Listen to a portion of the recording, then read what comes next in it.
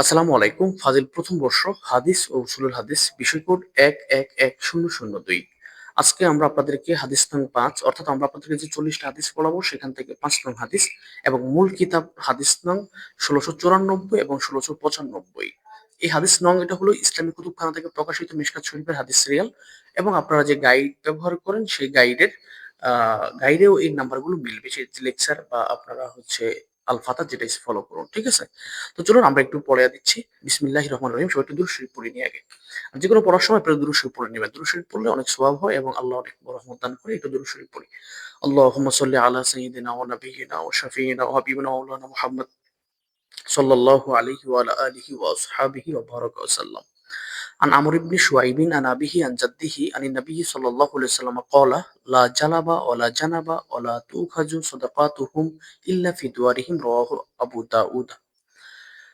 আন আমর ইবনে শুয়াইবিন হযরত আমর ইবনে শুয়াইব থেকে বর্ণিত আন আবিহি তিনি তার বাবা থেকে আন জাদ্দি তিনি তার দাদা থেকে রিওয়ায়াত করেন আনিন নবী সাল্লাল্লাহু আলাইহি সাল্লাম নবী করিম সাল্লাল্লাহু আলাইহি সাল্লাম থেকে কলা রাসূলুল্লাহ সাল্লাল্লাহু আলাইহি ওয়াসাল্লাম ইরশাদ করেছেন লা জালাবা যাকাতের সম্পদ টেনে আনা হবে না ওয়ালা জানাবা এবং দূরে সরিয়ে রাখা হবে না ওয়ালা তুখাজু এবং যাকাতের সম্পদ গ্রহণ করা হবে না ওয়ালা তুখাজু সাদাকাতুহুম এবং যাকাত দাতাদের যাকাত গ্রহণ করা হবে না ইল্লা তবে গ্রহণ করা হবে ফি দুয়ারিহিম তাদের বাড়িতে বাড়ি সমূহে রাহু আবু দাউদা। তো এখানে আন আমর ইবনে শুয়াইবিন আন আবিহি আন জাদ্দিহি এই রেওয়ায়েতে এই সনদে আপনারা অসংখ্য হাদিস পাবেন। এটা ডিরেক্ট অর্থটা করবেন আমর ইবনে শুয়াইব তিনি তার বাবা তিনি তার দাদা থেকে রেওয়ায়াত রাসূলুল্লাহ সাল্লাল্লাহু আলাইহি ওয়াসাল্লাম থেকে রেওয়ায়াত করেছেন। এভাবে ডিরেক্ট অর্থটা করে ফেলবেন। ঠিক আছে? তো এবার চলুন লা জালাবা। ঠিক আছে? লা জালাবা শব্দের অর্থ কি? জালাবা আমি এখানে অর্থ করেছি যাকাতের সম্পদ টেনে আনা হবে না। অর্থাৎ জাকাতের যেই মনে করেন আপনার গরুর খামার বা উটের খামার বা বকরির খামার অথবা আপনার আদার্স যে জাকাতের পণ্য যিনি বাইতুল মাল থেকে নিয়োগকৃত কর্মকর্তা বা শ্রমিক তিনি যেখান থেকে জাকাতের যে সম্পদ যেখানে আছে সেখানে গিয়ে সরেজমিনে দেখে হিসাব করে জাকাতটা নিয়ে আসবেন। এমন যাতে না হয় আপনি বাইতুল মাল থেকে কাউকে শ্রমিক নিয়োগ করে দেওয়া হয়েছে তিনি জাকাত দাতার ঘরে গিয়ে আপনার হলো চা নাস্তা খাইলো পরে জাকাত দাতা একটা হিসাব বললো আমার এই কয়টা সেই কয়টা ছাগল আছে এই কয়টা গরু আছে আপনি একটু হিসাব করে দেন এরকম না। বা আপনার মনে করেন যে ঘরের সামনে আইসা বললো যে আমার এই কয়টা ছাগল আছে এই কয়টা বকরি আছে আপনি এই কয়টা গরু আছে হিসাব করে দেন। না এরকম না। হতে পারে জাকাত দাতা সেও কিছু সম্পদ লুকায় ফেলতে পারে। অথবা আপনার মনে করেন মানে একটু বিভিন্ন সমস্যা তৈরি হতে পারে। এইজন্য লা জালাবা টেনে আনা হবে না। বাংলা শব্দের অর্থ অর্থাৎ লা জালাবা জাকাতের যেই সম্পদ সেই সম্পদকে কি করা হবে না? জাকাতের জায়গা থেকে যে জায়গায় সম্পদটা লালন পালন হয়েছে, লালিত হয়েছে সেখান থেকে টেনে বাড়ির সামনে নিয়ে আসা হবে না। বরং যিনি জাকাত আদায় করতে যাবেন তিনি সেই সম্পদের কাছে যাবেন। ঠিক আছে? তো এখানে আমি অর্থ করেছি লা জালাবা জাকাতের সম্পদ টেনে আনা হবে না। ঠিক আছে? ওলা জানাবা, জানাবা শব্দের অর্থ হলো পার্শ্ব। ঠিক আছে? পাশে নিয়ে যাওয়া। অর্থাৎ কি? যে জাকাতের সম্পদ আছে আপনার হলো মনে করেন বাড়িতে, বাড়ির গরুর খামারে মনে করেন। এখন আপনি করলেন কি গরুগুলো সব নিয়ে মাঠে নিয়ে গেলেন। যখন শুনলেন যে আপনার জাকাত উসুলকারী শ্রমিক আসতেছে, কর্মকর্তা আসতেছে। তো এটারও কোনো সুযোগ নেই, এটাও নিষেধ।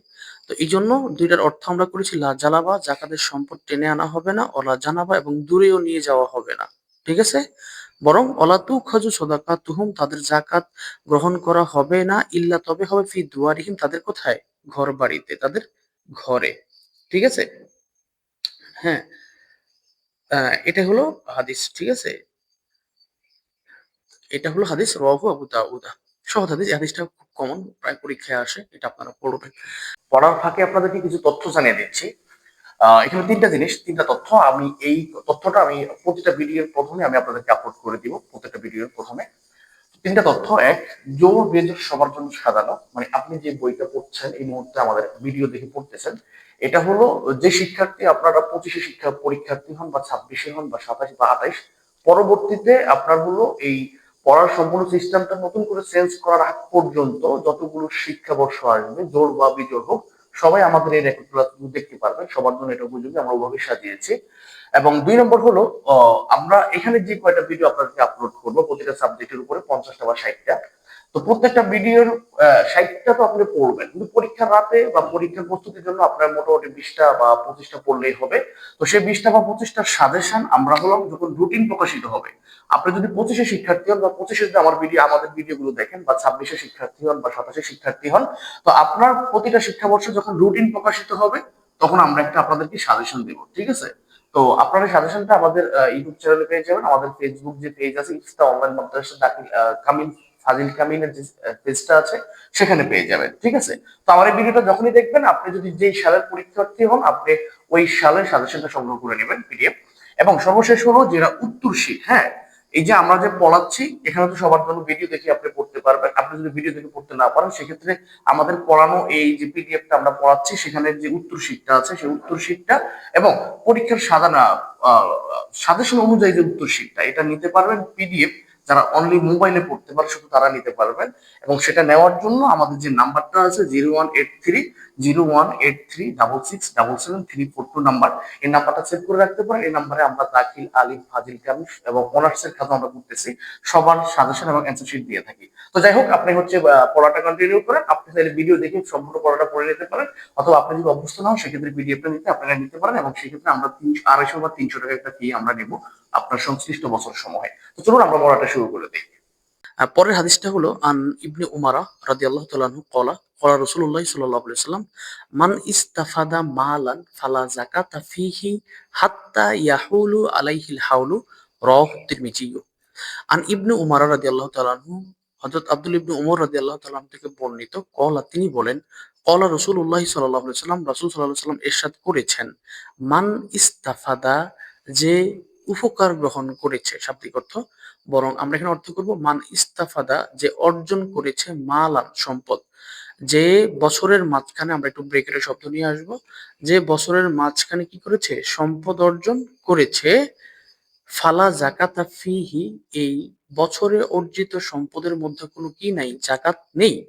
হাত্তা, যতক্ষণ পর্যন্ত, ইয়াহুলু আলাইহি, বছরের মাঝখানে অর্জিত সম্পদের উপর বাস্তবায়ন না হবে, অতিবাহিত না হবে, আল হাউলু, 1 বছর।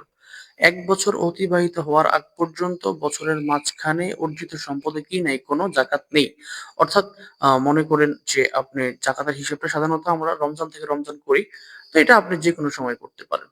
মনে করেন আপনি যদি বাংলা হিসাব করেন বা ইংরেজি হিসাব করেন বা আরবি হিসাব করেন, যে হিসাব করেন, অথবা আপনি নিজের মতো করে যে কোনো একটা মাসকে কাস্টমাইজ করলেন, যে আপনার একটা ব্যবসায়িক পণ্য আছে, আপনি এটাকে জানুয়ারি টু জানুয়ারি হিসাব করেন বা ফেব্রুয়ারি টু ফেব্রুয়ারি হিসাব করেন, অথবা মহরম টু মহরম, অথবা সফর টু সফর, অথবা আপনার মতো করে আপনি।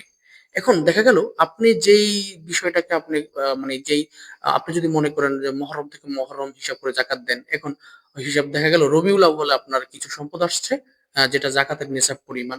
এখন বলা হইলো হাদিস যে এই সম্পদে যদিও জাকাতের নিসাব হইছে, কিন্তু এখানে কি হবে না, আহ জাকাত আবশ্যক হবে না যতক্ষণ পর্যন্ত জাকাত আদায়ের আরেকটি শর্ত 1 বছর এটার মধ্যে না পাওয়া যাবে। অর্থাৎ আপনি সাধারণত জাকাত দেন মহরম থেকে মহরম, কিন্তু হঠাৎ করে দেখা গেল রবিউল আউয়ালে কিছু সম্পদ পাইছেন। এখন আপনি তো এই রবিউল আউয়ালের সম্পদের মধ্যে জাকাত আসবে না যতক্ষণ পর্যন্ত একটা বছর না হবে, অর্থাৎ পরবর্তী রবিউল আউয়াল না আসবে, ওয়াজিব হবে না, ঠিক আছে, ফরজ হবে না। তো এই ছিল কথাটা। তো এটাই বলছে মান ইস্তাফাদা মালান, যে লোক কি করবে, সম্পদের অর্জন হবে বছরের মাঝামাঝি সময়ে, ফালা জাকাতা ফিহি, এই সম্পদে জাকাত হবে না, হাত্তা, যতক্ষণ পর্যন্ত ইয়াহুলু আলাহিল হাউলু, এই সম্পদের উপর 1 বছর অতিবাহিত না হবে। রাওয়াহু তিরমিজি। একদম সহজ হাদিস। আর আমরা কিন্তু শাব্দিক অনুবাদ পড়াচ্ছি, ঠিক আছে? আমি বারবার বলি, আমরা তাফসীরের ক্ষেত্রে একই কথা বলেছি যখন জালালাইন থেকে পড়িয়েছি ফাজিল প্রথম বর্ষে, এবং আমি এখানেও বলছি যে আমরা শুধুমাত্র শাব্দিক অনুবাদ পড়াচ্ছি ভাইয়া। তো যারাই উস্তাদের পর্যায়ে যদি কেউ দেখে থাকেন বা কোনো মেধাবী শিক্ষার্থী দেখে থাকেন যে আপনারা হাদিস পড়াচ্ছেন, শুধু অনুবাদ পড়াচ্ছেন, আমরা পড়াচ্ছি অনুবাদ, ঠিক আছে? ব্যাপক আলোচনার জন্য যেহেতু আমাদের এখানে এটা সম্ভব না, আমাদের ফাজিল প্রথম, দ্বিতীয়, তৃতীয় বর্ষ সকল ক্লাসের রেকর্ড ক্লাস আমরা করবো চিন্তা করছি। এই জন্য আমরা শুধুমাত্র ন্যূনতম কিছু পড়া পড়িয়ে দিচ্ছি। এবং এছাড়া আপনারা এটা তো আমরা শাব্দিক অনুবাদ পড়েছি, আপনারা চাইলে আমাদের এই আহ সরল অনুবাদগুলো সংগ্রহ করে ফেলতে পারেন। এগুলো যারা মোবাইলে পড়তে পারেন তারা নিতে পারেন। এখানে যে সরল অনুবাদগুলো দেখছেন এগুলো আমাদের না, এগুলো আমরা বিভিন্ন সোর্স থেকে সংগ্রহ করেছি, সম্পূর্ণ ক্রেডিট তাদের। তবে যে প্রশ্নগুলো আছে এগুলো দেখা যায় একটা প্রশ্ন একাধিক অনেক প্রশ্ন থাকে, আপনি কোনটা থেকে কোনটা পড়বেন। তো সেটার জন্য আমরা এখানে কিছু প্রশ্ন সেট করে দিয়েছি, আপনারা চাইলে এই প্রশ্নগুলো যারা মোবাইলে পড়তে পারেন তারা সংগ্রহ করে পড়তে পারেন, ইনশাল্লাহ এগুলো পড়লে কমন পড়বে। তো এই ছিল আজকের পড়া, এবং আজকের পড়ায় আমরা মোটামুটি আর আর হ্যাঁ, ফেসবুক থেকে যারা দেখছেন অবশ্যই শেয়ার করে দিবেন। আর ইউটিউবে আমাদের প্লে লিস্ট করা আছে প্রত্যেকটা সাবজেক্টে। আপনারা ফাজিল ২৫, ২৬, ২৭, ২৮ বা যেকোনো শিক্ষাবর্ষের শিক্ষার্থী হন। আপনি চাইলে প্রত্যেকটা বোর্ডসের শিক্ষার্থী এই প্লে লিস্টের ভিডিওগুলো দেখলে আপনারা পরীক্ষায় কমন পেয়ে যাবেন। হ্যাঁ, তবে আমাদের একটু সাজেশন আছে। আপনারা সংশ্লিষ্ট যে ব্যাচে থাকবেন সেই ব্যাচে আমাদের যে নাম্বারটা আছে এই নাম্বারে যোগাযোগ করে সেই ব্যাচের যে নতুন সাজেশন থাকবে সেই সাজেশনটা আপনি একটু সংগ্রহ করে নেবেন। তো যাই হোক, এই ছিল আজকের পড়া। আগামী ক্লাসে আমরা হাদিস নং ৬ রেকর্ড করব এবং সেখানে আপনাদেরকে শাব্দিক অনুবাদ পড়াবো। সবাই ভালো থাকবেন। আমাদের জন্য দোয়া করবেন। আসসালামু আলাইকুম ওয়া রাহমাতুল্লাহ।